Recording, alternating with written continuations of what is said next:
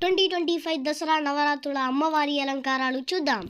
శరన్నవరాత్రుల తొలి రోజు అమ్మవారు బాల త్రిపుర సుందరి రూపంలో దర్శనమిస్తారు. రెండవ రోజు గాయత్రీదేవి అలంకారం 5 ముఖాలతో వేదమాతగా దర్శనమిస్తారు. మూడవ రోజు అన్నపూర్ణ స్వరూపిణి భక్తులకు సిరి సంపదలతో పాటు ఆహారాన్ని ప్రసాదిస్తారు. నాలుగవ రోజు అమ్మవారు కాచాయిని రూపంలో సింహాసనంపై కూర్చుని దుష్ట సంహారం చేసి భక్తులను రక్షిస్తారు. ఐదవ రోజు మహాలక్ష్మీదేవి సిరి సంపదల తల్లి భక్తుల గృహంలో ఐశ్వర్యం, శాంతి ప్రసాదిస్తారు. ఆరవ రోజు అమ్మవారు లలిత త్రిపుర సుందరి దేవి రూపంలో విజయాన్ని అనుగ్రహిస్తారు.